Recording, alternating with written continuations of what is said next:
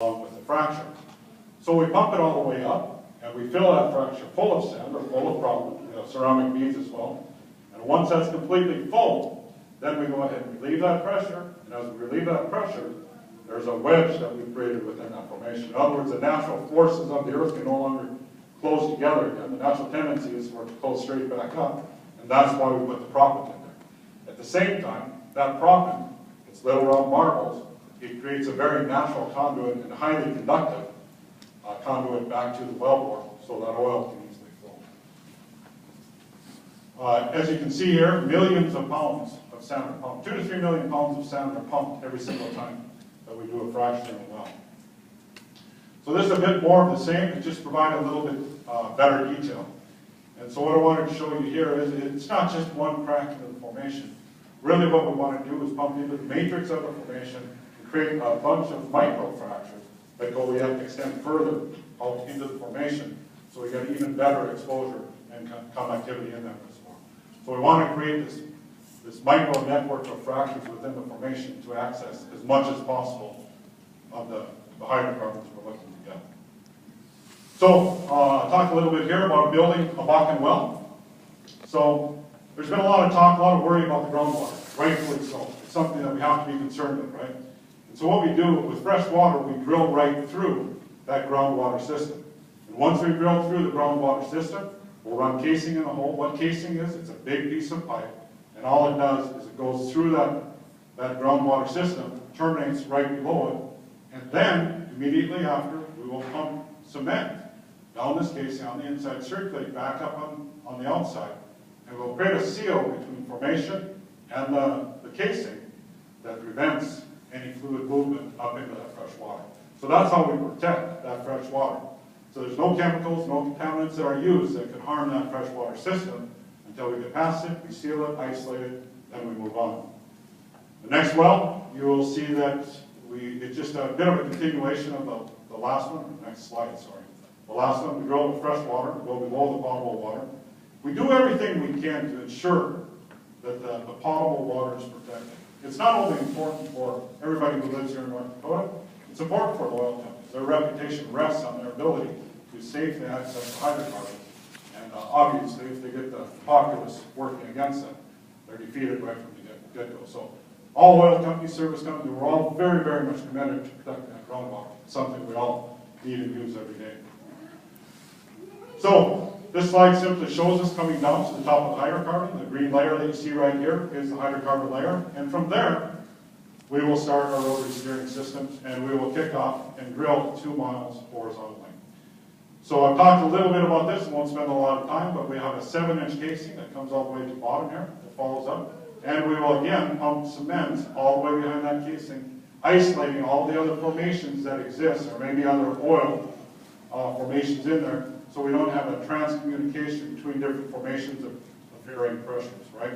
So it's just a means of protecting the main asset here, which is the Bakken. And as I said before, we'll set packers in between each of the intervals. We'll frack it, set a packer, frack it, set a packer, frack it, set a packer.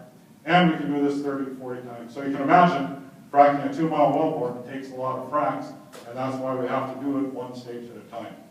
Typically here in the Bakken, I believe they're doing around 24 to 25, maybe 30 fracks, or 30 stages at a time. So, reserves, development, and production. So here we're talking a little bit about what we have today, what we believe we have in the future, how we develop it, and what that scenario consists of.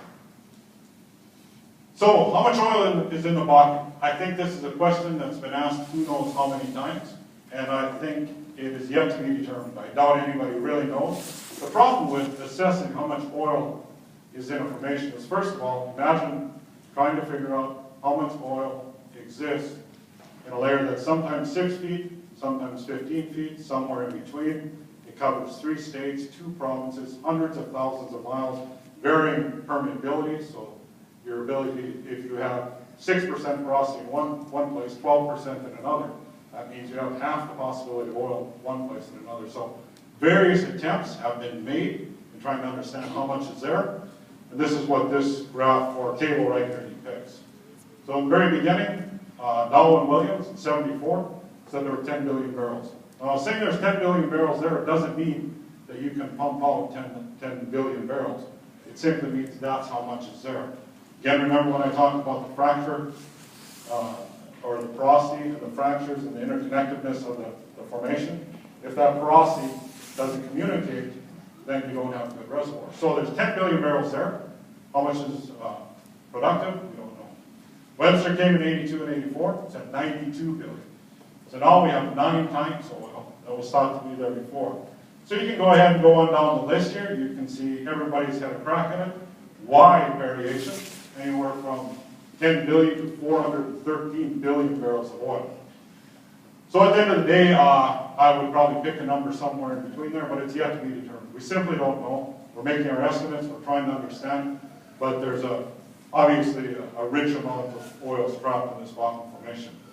So I get down here to the bottom, and it says recoverable. So estimations have made 3% recoverable.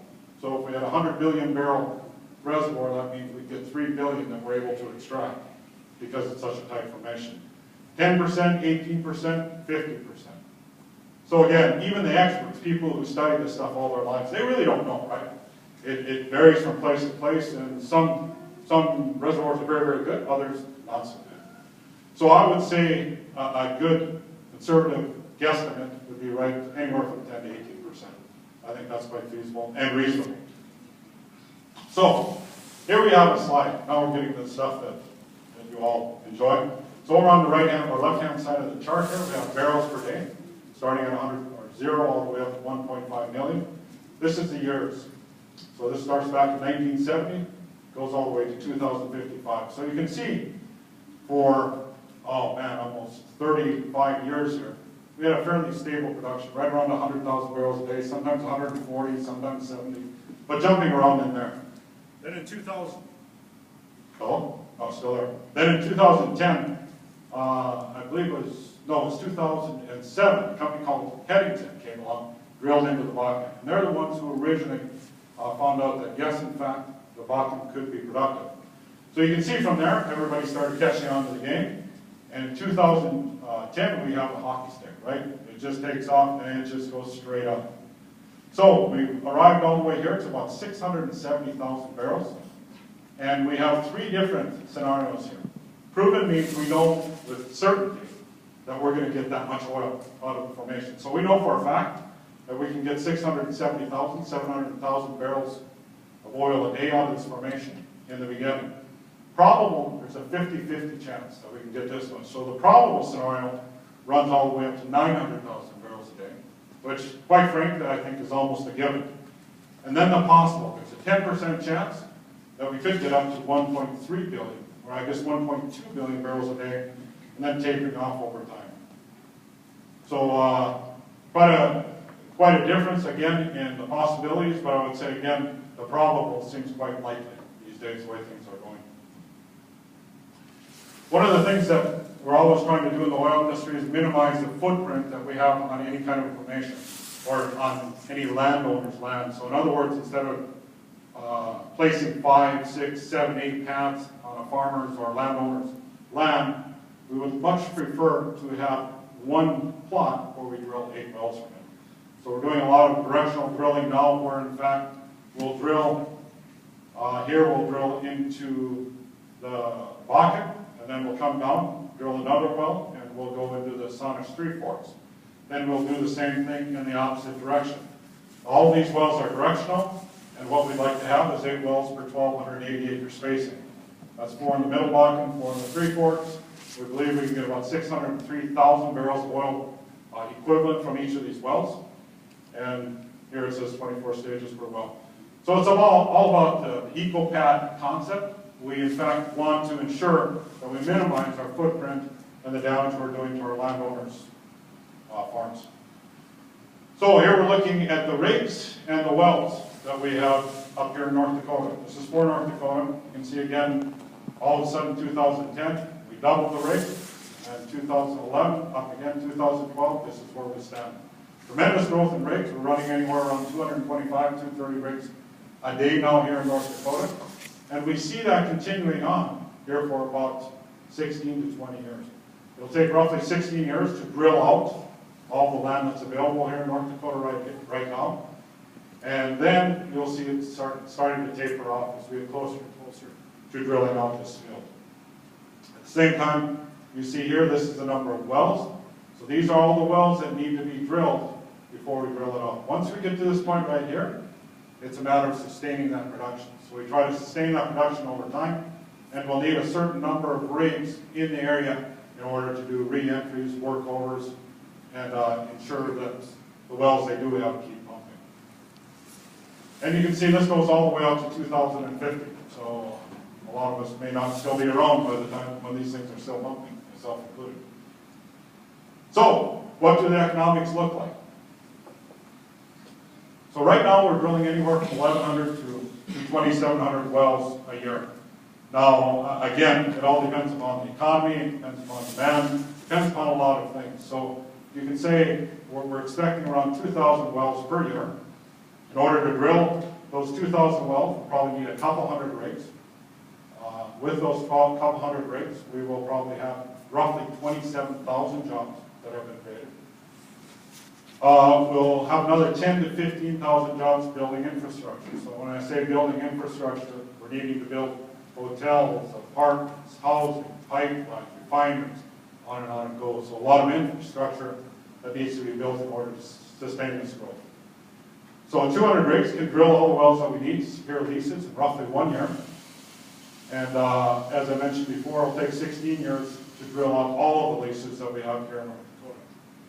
Last but not least, we'll have 35 to 40,000 new wells and 45 to 50,000 long-term jobs in the oil industry. So here's a typical Bakken well.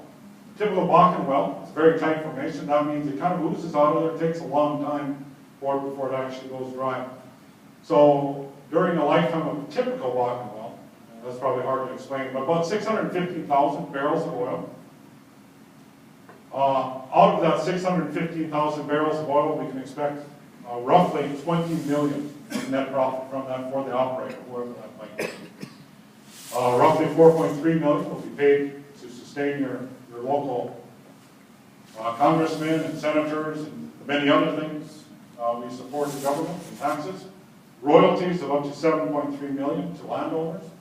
Salaries and wages of 2.1 million. That's all the people who work to both drill the wells, sustain it, keep production going. Operating expense of 2.3 million. So once you drill a well and start producing it, you're not done yet. A lot of times you have to go and clean out paraffins, clean up sand, do re-entries, refracturing, that sort of thing. And finally, we have a total spend of about 9 million to drill and complete. You'll see in the beginning, all the Bakken wells, they start out at a very high rate of production, about 900 barrels a day, but that also drops off very quickly. In the beginning, you have lots and lots of pressure, pushing all that oil to the wellbore. As you deplete that pressure, the production obviously starts to drop. So obviously, oil is something that when you produce it, it's gone, right? So year 2, you'll see it's dropped by down to about 427 barrels. Year 3 down to 129. So you have a rapid precipitous decline in the beginning here, and then it starts to level out. And over the years, you can see here it's 50 barrels, 40 barrels, 30 barrels, 17, etc. So you will have long production, but it won't be nearly as exciting in the latter years as it is in the former. Right? Crude oil prices. This is a big factor. Everybody wonders why crude oil prices are what they are, how you justify the price of crude on any given day. And you can see right from the very beginning here, I want to say that these figures that you see here are normalized in 2008 dollars. So the price of crude here is at $2008, as is the price here. Okay, that's important. Otherwise, the value of the dollar skews the results. But long story short, we have a period here of relative stability in the price of oil. You can see it's gone anywhere from, say, $25, $30 a barrel down to 10, bouncing around in there, but in that range. Then we had the 1973 crisis. I'm sure all the farmers remember that very well around here, where gas prices rocketed. I remember being in high school and thinking, man, my life is over. We're out of oil. How am I going to drive up and down Main Street hours later? I actually didn't have to worry about it because my dad was paying the gas, but still. And then you see we had about 4 years before the price started dropping off again. And then what happened? There Iranian Revolution. And again, we had